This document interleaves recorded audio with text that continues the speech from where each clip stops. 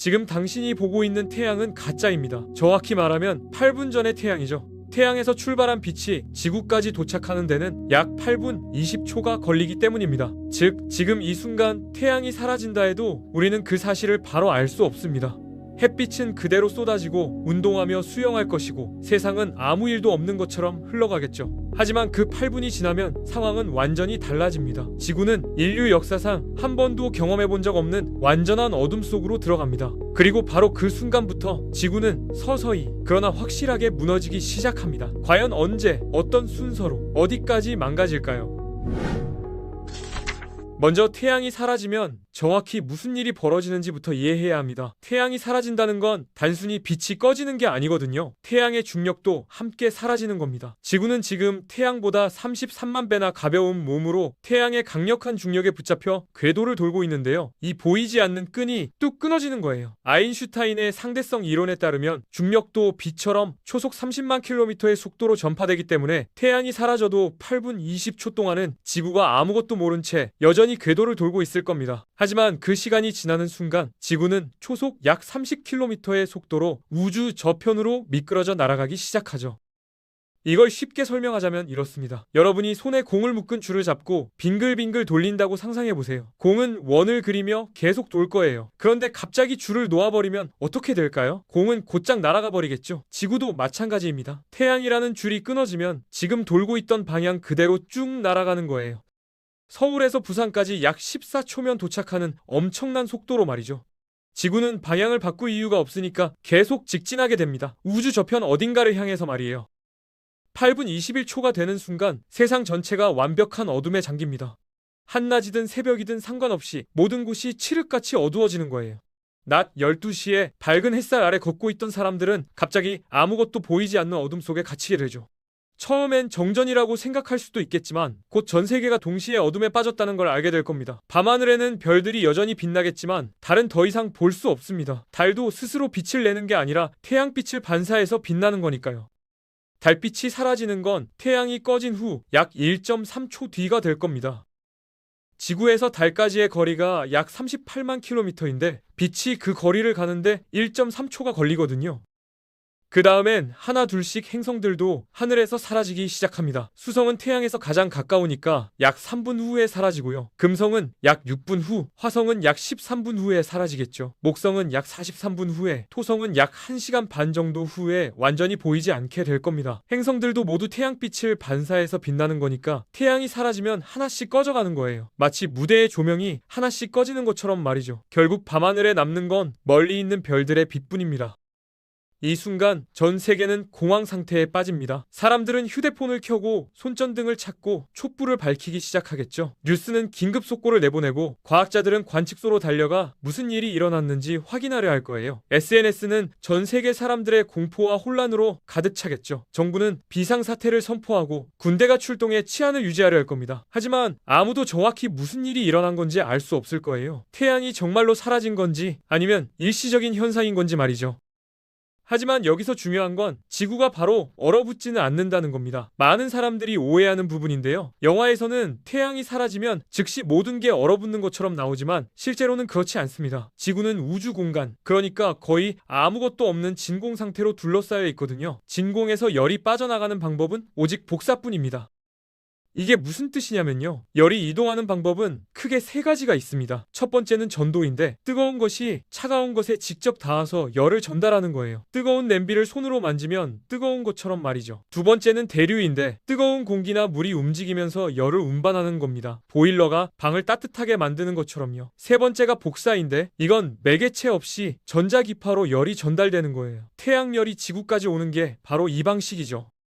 우주 공간은 진공이기 때문에 전도도 안 되고 대류도 안 됩니다. 오직 복사로만 열이 빠져나갈 수 있는 거예요. 그런데 복사로 열이 빠져나가는 속도는 매우 느립니다. 보온병을 생각해 보세요. 보온병이 오랫동안 온도를 유지할 수 있는 이유가 뭘까요? 보온병은 이중벽으로 되어 있고 그 사이가 진공으로 되어 있거든요. 진공이니까 전도도 대류도 일어나지 않고 오직 복사로만 열이 빠져나가는 거죠. 그래서 뜨거운 물을 넣어도 오랫동안 따뜻하게 유지되는 겁니다.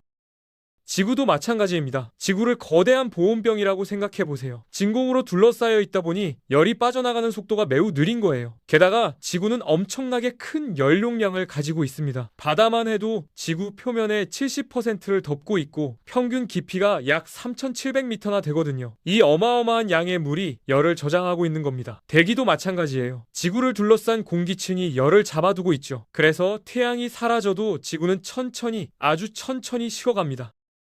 그래서 태양이 사라진 직후에는 온도 변화가 크지 않습니다. 첫 24시간 동안은 평소보다 3도에서 5도 정도 낮은 밤처럼 느껴질 거예요. 여름 한낮에 30도였다면 25도 정도로 떨어지는 거죠. 선선하긴 하지만 아직 추운 건 아닙니다. 사람들은 외투를 꺼내 입고 난방을 켜기 시작하겠지만 아직 생존에 큰 위협은 아닙니다.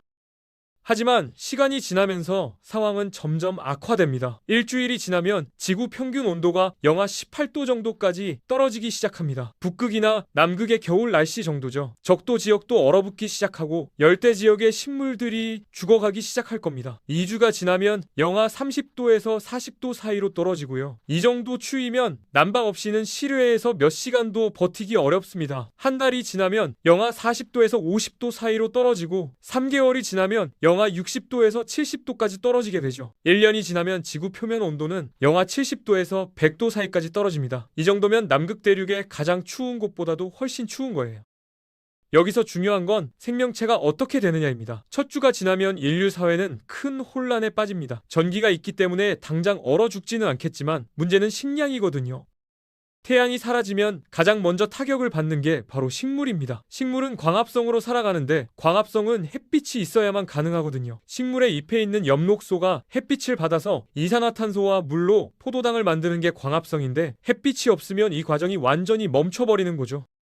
광합성이 멈추면 일주일 후 대부분의 농작물이 죽고 한 달이면 숲의 나무들도 죽어가기 시작할 거예요. 3개월이면 지구상의 거의 모든 식물이 죽게 됩니다. 초록색은 더 이상 찾아볼 수 없게 되는 거예요. 광합성으로 만들어지던 산소도 점점 줄어들겠지만 대기 중에 이미 충분한 산소가 있기 때문에 당장 숨쉬기 어려워지지는 않습니다. 문제는 산소가 아니라 먹이사슬의 붕괴죠. 식물이 사라지면 초식동물이 굶어 죽기 시작합니다. 소, 말, 양, 사슴, 토끼 같은 동물들이 먹을 게 없어지는 거죠. 한 달 안에 대부분의 초식동물이 죽게 될 겁니다. 초식동물이 사라지면 육식동물도 굶어 죽습니다. 사자, 호랑이, 늑대, 여우 같은 동물들이 먹을 게 없어지는 거예요. 2개월에서 3개월 안에 대부분의 육식동물도 죽게 될 겁니다. 먹이사슬 전체가 무너지는 거죠. 죽은 동물의 사체를 먹는 청소동물들은 조금 더 버틸 수 있습니다. 하지만 그것도 몇 달이 한계예요. 결국 모든 시체가 얼어붙고 먹을 게 없어지면 청소동물들도 죽게 되죠. 6개월이면 지상의 대형 동물은 거의 전멸하게 될 겁니다. 곤충들도 대부분 죽습니다. 추위를 견디지 못하는 곤충들은 일주일 안에 죽고 추위에 강한 곤충들도 먹이가 없어서 결국 죽게 되죠. 바다 생물들은 어떻게 될까요? 바다도 표면부터 식물성 플랑크톤이 죽기 시작합니다. 식물성 플랑크톤이 광합성으로 살아가니까요. 얘네가 죽으면 그걸 먹고 사는 동물성 플랑크톤이 죽고 그 다음엔 작은 물고기가 죽고 큰 물고기가 죽고 결국 고래나 상어 같은 대형 해양 생물도 죽게 됩니다. 바다의 먹이 사슬도 완전히 무너지는 거죠. 하지만 모든 생명체가 죽는 건 아닙니다. 바다 깊은 곳에는 여전히 살아남는 생명체들이 있을 거예요. 심해 열수구란 게 있는데요. 지구 내부의 뜨거운 물이 바닷속으로 분출되는 곳이죠. 이곳 주변에는 태양에 의존하지 않는 생명체들이 살고 있습니다. 화학 합성이란 걸 하는 건데 열수구에서 나오는 화학 물질을 이용해서 에너지를 만드는 거예요. 광합성 대신 화학 합성으로 살아가는 거죠. 이런 생명체들은 태양이 없어도 전혀 문제 없습니다. 지구 내부의 열은 여전히 남아 있으니까요. 실제로 과학자들은 이런 생명체를 연구하면서 지구 초기의 생명이 어떻게 시작되었는지 힌트를 얻고 있습니다. 지구 깊은 땅속에 사는 미생물들도 살아남을 겁니다. 땅속 수킬로미터 깊이에는 암석 틈새에서 살아가는 미생물들이 있는데 이들도 화학물질을 이용해서 에너지를 얻기 때문에 태양이 필요 없거든요. 어쩌면 지구상에서 가장 오래 살아남는 생명체는 이런 미생물들일지도 모릅니다. 인류는 어떻게 될까요? 저장해둔 식량으로 몇 개월은 버틸 수 있을 겁니다. 각 가정에 쌀이나 통조림 같은 비상식량이 있고 슈퍼마켓이나 창고에도 식량이 쌓여 있으니까요. 하지만 그것도 한계가 있습니다. 3개월에서 6개월이면 대부분의 저장 식량이 바닥날 거예요. 그 다음엔 어떻게 해야 할까요? 식량을 새로 생산해야 합니다. 하지만 햇빛이 없는데 어떻게 식물을 키울까요? 인공 조명을 사용해야 합니다. LED 조명으로 식물에게 필요한 빛을 제공하는 거죠. 수경 재배라는 방법을 쓰면 흙 없이도 물과 양분만으로 식물을 키울 수 있습니다. 실제로 지금도 식물 공장이라는 곳에서 이런 방식으로 채소를 재배하고 있거든요. 하지만 문제는 에너지입니다. 그 전기를 어디서 얻을까요? 태양광 발전은 당연히 불가능합니다. 태양이 없으니까요. 풍력 발전도 어렵습니다. 바람이 점점 약해지고 결국 멈추니까요. 바람은 태양열 때문에 생기는 건데 태양이 없으면 기온 차이가 없어지면서 바람도 사라지거든요. 수력 발전도 불가능합니다. 비가 내리지 않으면 강물이 마르고 댐도 결국 얼어붙으니까요. 결국 남은 선택지는 세 가지입니다. 첫 번째는 화석연료 발전입니다. 석탄이나 석유를 태워서 전기를 만드는 거죠. 하지만 화석연료도 언젠가는 바닥이 납니다. 게다가 너무 추워지면 석유를 뽑아내는 것도 어려워져요. 파이프가 얼어붙고 기계가 작동하지 않으니까요. 두 번째는 원자력 발전입니다. 우라늄을 핵분열시켜서 나오는 열로 전기를 만드는 거죠. 원자력 발전소는 날씨와 상관없이 작동할 수 있으니까 태양이 없어도 괜찮습니다. 하지만 원자력 발전소를 운영하려면 냉각수가 필요한데 강이나 바다가 얼어붙으면 냉각수를 구하기 어려워집니다. 세 번째는 지열 발전입니다. 지구 내부의 열을 이용해서 전기를 만드는 거죠. 지구 중심부는 약 5000도에서 6000도의 온도를 유지하고 있습니다. 태양 표면 온도가 약 5500도 정도니까 지구 중심부도 그만큼 뜨거운 거예요. 이 열은 태양과 상관없이 계속 유지됩니다. 지구가 만들어질 때부터 가지고 있던 열이거든요. 방사성 물질이 붕괴하면서 나오는 열과 지구가 형성될 때의 잔여 열이 아직도 지구 깊은 곳에 남아있는 겁니다. 지열 발전은 이 열을 이용하는 거라서 태양이 없어도 영구적으로 사용할 수 있습니다. 그래서 인류가 살아남으려면 지열 발전이 가능한 지역으로 이동해야 합니다. 아이슬란드, 뉴질랜드, 일본, 필리핀, 인도네시아 같은 화산 지대나 지열이 활발한 지역이죠. 실제로 아이슬란드는 지금도 전체 에너지의 대부분을 지열로 충당하고 있거든요. 수도 레이캬비크의 건물들은 지열로 난방을 하고 전기도 지열과 수력으로 거의 100% 충당합니다. 하지만 지열지대로 이동하는 것도 쉽지 않습니다. 전 세계 80억 명이 한꺼번에 이동할 수는 없으니까요. 아마 각국 정부는 선별적으로 사람들을 대피시킬 거예요. 과학자, 엔지니어, 의사, 농부 같은 생존에 필수적인 기술을 가진 사람들을 우선적으로 구출하겠죠. 나머지 사람들은 안타깝게도 버려질 수밖에 없을 겁니다. 어쩌면 전 세계에서 살아남는 인류는 몇백만 명 정도에 불과할지도 모릅니다. 80억 명 중에서 99%가 죽는 거예요. 지열지대에 도착한 사람들은 지하 도시를 건설하기 시작할 겁니다. 지상은 너무 춥거든요. 영하 100도의 추위를 견디려면 엄청난 양의 에너지가 필요합니다. 하지만 땅속 100m마다 약 3도씩 온도가 올라가요. 그러니까 땅속 1km 깊이로 들어가면 지상보다 30도 정도 따뜻한 거죠. 2km 깊이면 60도, 3km 깊이면 90도 더 따뜻합니다. 지상이 영하 100도라면 땅속 3km에서는 영하 10도 정도가 되는 거예요. 여전히 춥지만 지상보다는 훨씬 낫죠. 한편 지상에서는 계속해서 변화가 일어납니다. 한 달이 지나면 바다 표면이 얼기 시작합니다. 바다는 연용량이 엄청나게 크기 때문에 천천히 식지만 결국엔 표면부터 두꺼운 얼음판으로 변하게 되죠. 얼음의 두께는 시간이 지나면서 점점 두꺼워집니다. 1년이면 수십 미터, 10년이면 수백 미터 두께의 얼음이 바다를 덮게 될 거예요. 하지만 바다 전체가 얼어붙지는 않습니다. 바다의 평균 깊이가 약 3700m나 되는데 이 깊은 곳까지 얼어붙으려면 수천 년에서 수만 년이 걸리거든요. 게다가 바닷물에는 소금이 녹아 있어서 순수한 물보다 어는 점이 낮습니다. 영하 2도 정도에서 얼기 시작하죠.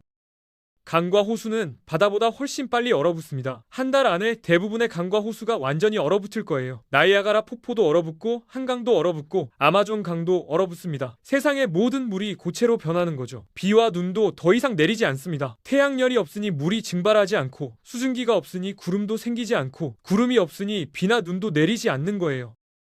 기상현상 자체가 사라집니다. 바람도 점점 약해지다가 결국 완전히 멈춰버립니다. 바람은 지역마다 온도 차이 때문에 생기는 건데 태양이 없으면 지구 전체가 비슷하게 차가워지면서 온도 차이가 없어지거든요. 온도 차이가 없으면 공기가 움직일 이유가 없죠. 구름도 사라집니다. 어차피 어두우니까 볼 수도 없습니다. 번개도 사라지고 천둥도 사라지고 비도 사라지고 눈도 사라집니다. 지구는 이상할 만큼 고요해집니다. 새소리도 없고 바람소리도 없고 빗소리도 없는 완전한 침묵이 찾아오는 거죠.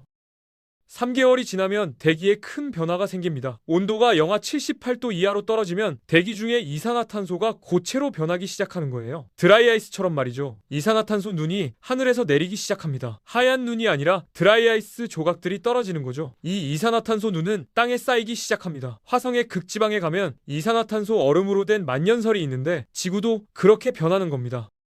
대기 중에 이산화탄소가 고체로 변해서 땅에 쌓이면 대기 중에 남아있는 기체가 줄어듭니다. 대기압이 떨어지기 시작하는 거죠. 지금 지구의 대기압은 해수면 기준으로 약 1기압인데 이산화탄소가 빠져나가면 0.9기압, 0.8기압으로 점점 낮아집니다. 대기압이 낮아지면 숨쉬기가 힘들어집니다. 높은 산 정상에 올라가면 숨이 차는 것처럼 말이죠.